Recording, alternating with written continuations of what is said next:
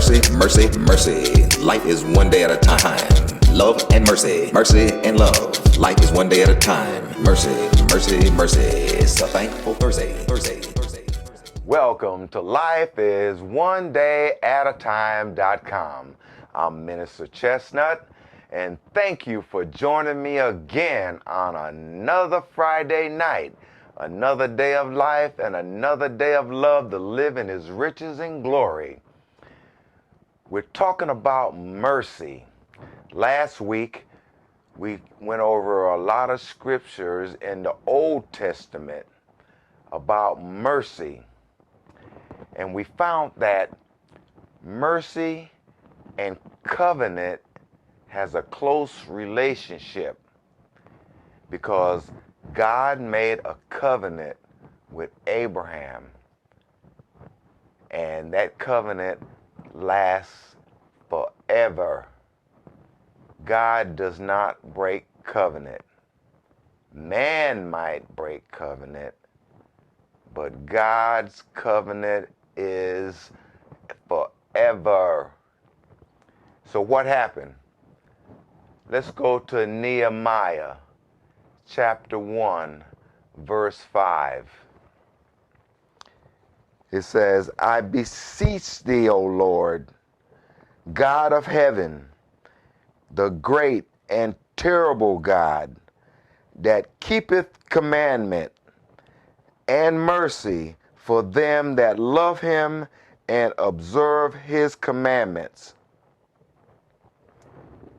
Now, that's seemed like a very straightforward statement that our God is a God of covenant and mercy for those who he said that love him and observe his commandments. Now we know the law was made to make man aware of his sinful nature.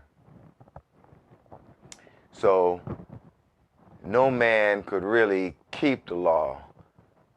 I mean, the law was good, but then they added statutes and ordinances and stuff. A lot of that stuff has been done away when Jesus Christ came on the scene, okay? He was the ultimate sacrifice, okay? Now, right here in Nehemiah, what was happening? Jerusalem and the castaways that were left in Jerusalem were being taken advantage of. All the walls of Jerusalem were torn down. This is after the king of Babylon came in and took over everything.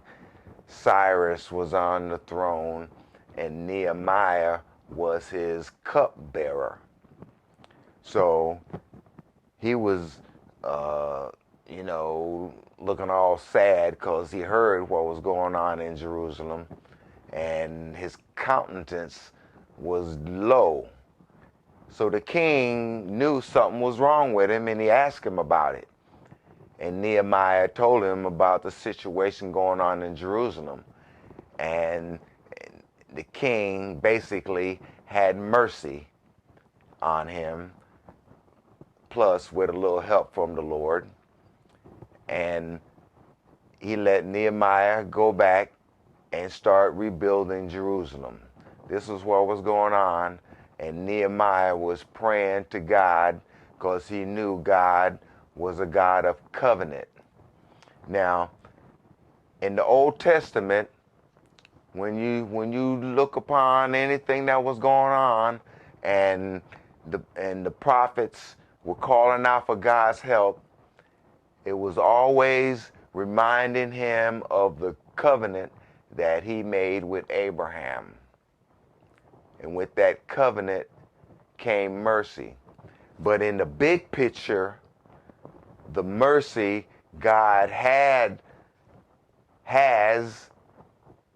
for us is that he sent Jesus Christ into the world to be an ultimate sacrifice to redeem us from our sin. That's the mercy in the big plan. But in a smaller plan back when in Nehemiah's days, then the king had mercy and told him he can go back and start rebuilding Jerusalem. Let's go to Matthew chapter 5, verse 7.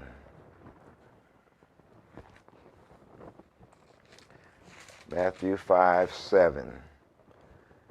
It says, "Blessed are the merciful, for they shall obtain mercy." That's straightforward. You have to give a little to get a little. You give and it will be given into you. If you're merciful to someone, then hey, someone be merciful to you. Okay? I tell you a story where there was the king had this one servant and he owed him millions of dollars. And he had mercy on him. But that same servant went out and caught another one of his buddies that owed him $5 and had him put in jail because he owed him the $5. The king found out about it, of course, you know, and he got his. But it shows you how if someone shows you mercy, then you should show someone else mercy. If you're merciful, then you should receive mercy.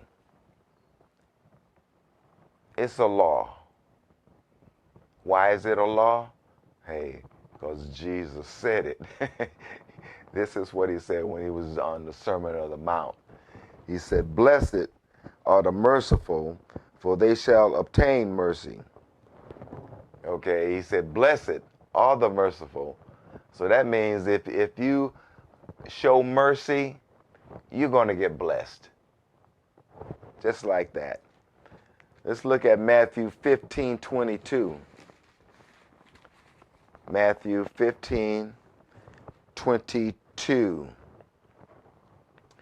Now, we're showing mercy now in the New Testament. Jesus is on the scene. He's healing the sick, raising the dead. He's performing miracles, and the word is out.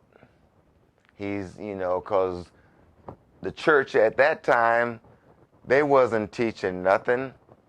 They wasn't learning nothing. They was trying to still keep the law, and they were failing at that. But this is when the woman of Canaan heard that Jesus was close by. He was in the neighborhood.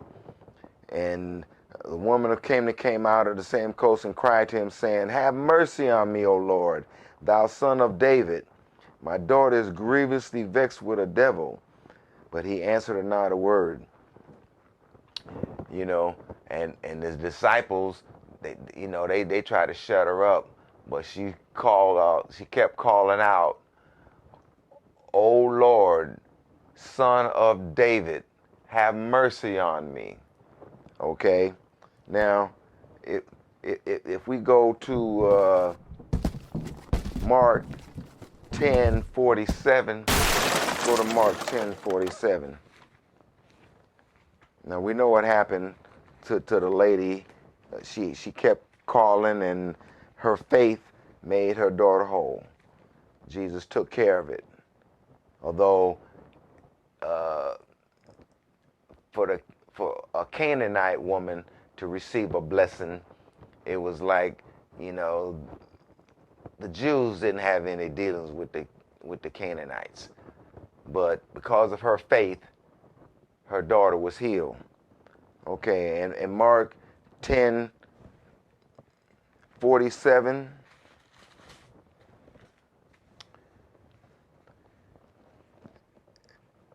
now this was blind Bartimaeus. Okay, he was sitting by the side of the road. He heard Jesus was coming by. Now, know what he said. He said, and when he heard that it was Jesus of Nazareth, he began to cry out, saying, Jesus, thou son of David, have mercy on me. And they charged him to hold his peace, but he cried out more of a great deal, thou son of David, have mercy on me. Now, this is the same thing that the Canaanite woman said. Okay, O Lord, thou son of David, have mercy on me. Okay, now, most of the time, if you keep reading, when the blind, the lepers, you know, anyone that was sick needed some help, when needed a miracle, because that's what they were really asking for. They call on Jesus, O Lord, Son of David. Why? Why did they say that? O Son of David.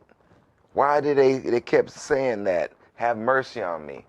Because if you go back in the Old Testament, when mercy comes up, it's God was saying, if you keep my covenant, I'll have mercy on you. Now, we know what happened. The children of Israel broke the covenant, worshiping other gods, and they got taken over, got scattered all over the place, but there was a remnant. That Nehemiah was in that remnant that came back and started rebuilding Jerusalem. But at the same time, they broke the covenant. And for a while, they didn't hear from God until John the Baptist came on the scene. Let's go to Luke 1 verse 72. Luke 1 verse 72.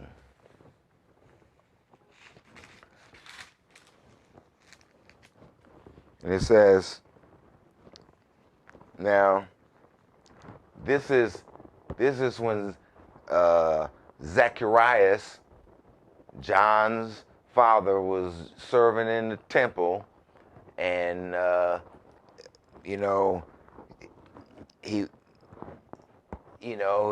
angel came to him, told him he's going to have a son and everything, and he didn't believe him. One of the prophets that was there at the time, this is part of the prayer that they prayed.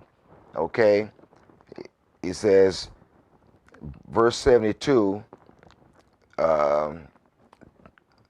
Let's go back to verse 71. No, let's go as verse 70. As he spake by the mouth of the holy prophets, which have been since the world began, that we should be saved from our enemies and from the hand of all that hate us, to perform the mercy promised to our fathers, and to remember his holy covenant, the oath which he sware to our father Abraham. Now, this is what I'm saying, back to the covenant that God made with Abraham, that he would have mercy on them.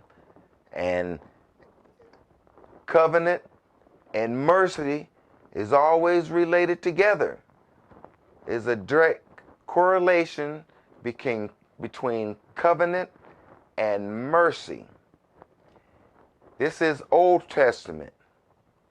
Now, when we get into the New Testament, when Jesus gets on the scene, Jesus is our mercy. He died on the cross for our sin. That's having mercy on us. Let's go to Romans 9, chapter 9, 21. Romans chapter 9,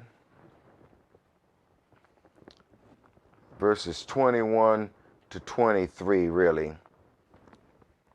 Now, what are we talking about? We're talking about mercy.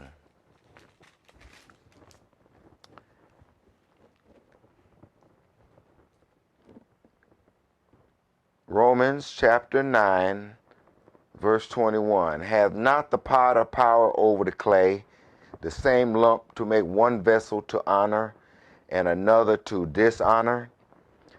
What if God, willing to show his wrath, to make his power known, endured with such much long suffering the vessels of wrath fitted to destruction, and that he might make known the riches of his glory on the vessels of mercy, which he had afore prepared unto glory? Now, we know God is in control. So here he's talking about, have not the potter of the clay of the same lump to make one vessel of honor and one of dishonor? But then down here in 23, it says that he might make known the riches of his glory on the vessels of mercy, which he had afore prepared unto glory, even us which he hath called, not of the Jews only, but also of the Gentiles. So his riches and glory that he was going to bestow on the vessels of mercy, which he had before prepared unto glory. Now that's pretty deep, because this goes back in time. Now you can look back to the covenant he made with Abraham. Now that covenant goes down through generations. Generations. It doesn't stop. When God makes a covenant, it's final. It's good. Okay?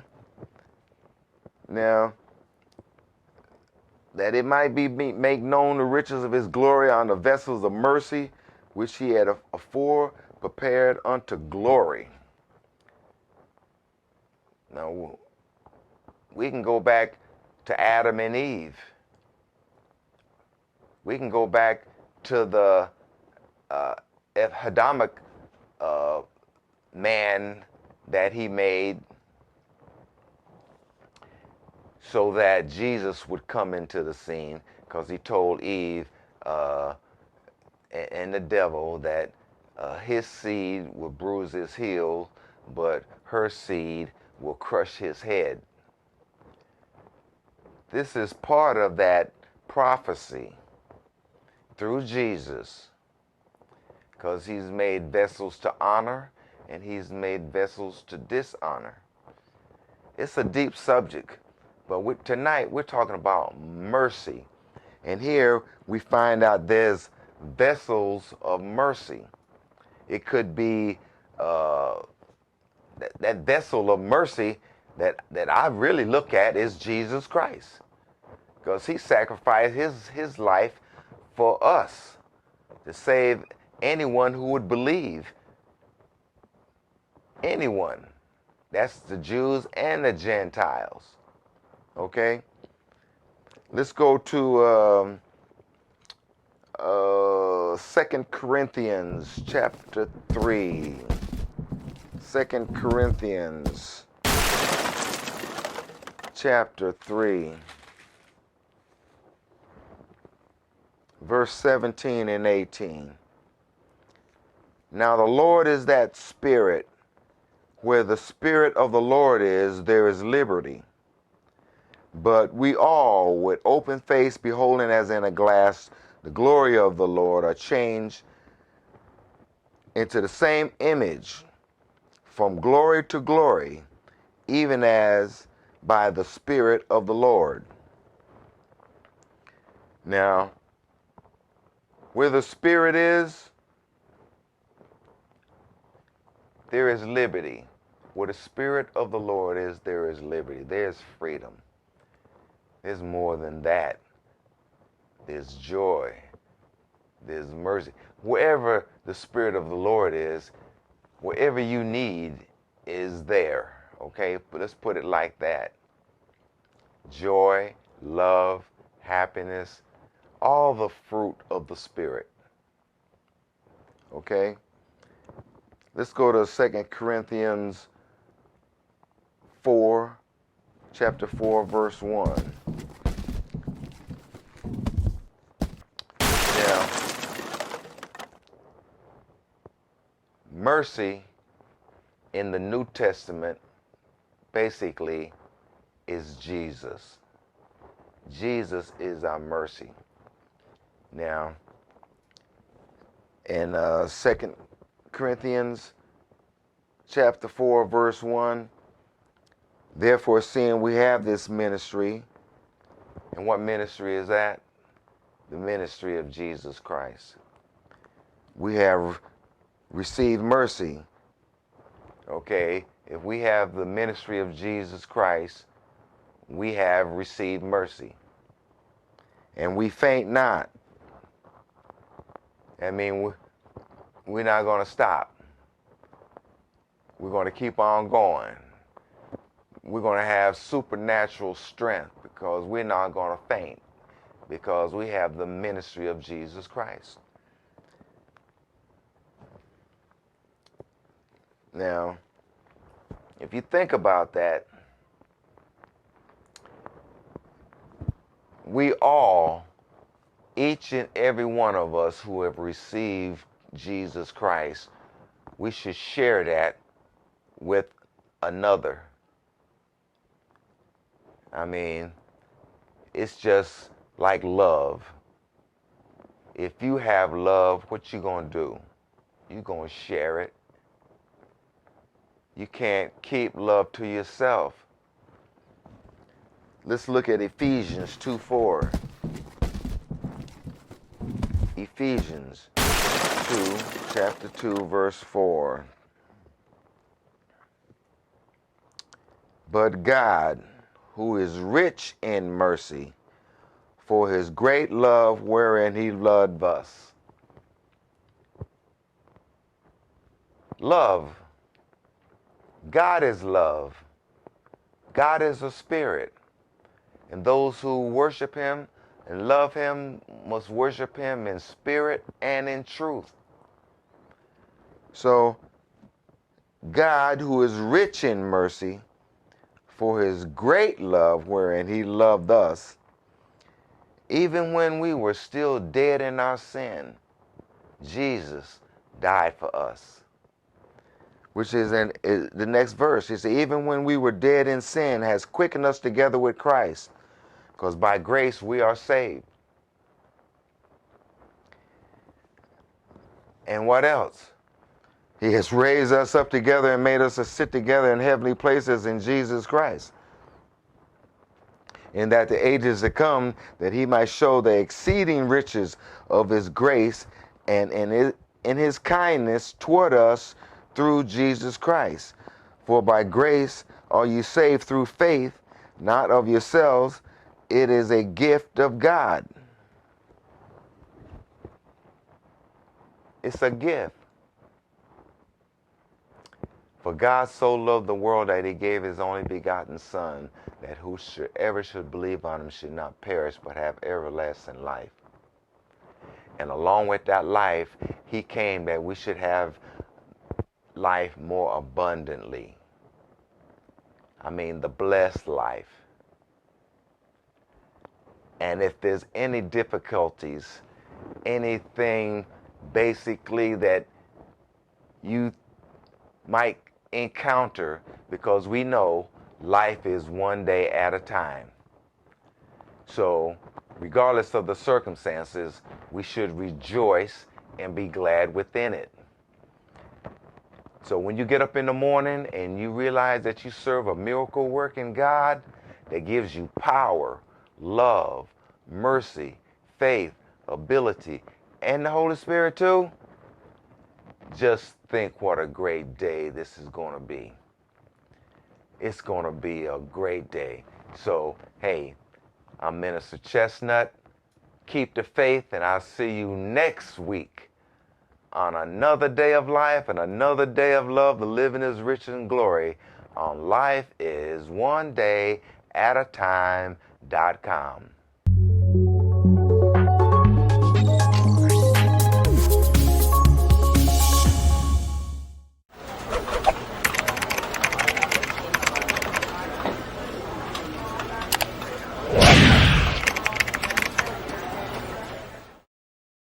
How hard is it for everyone everywhere to come together and pray? Stop, take a minute, pray, rejoice. Don't forget, Life is One Day at a Time.com comes on every week with Minister Chestnut live and in living color. So be there every week, because Jesus is our rock.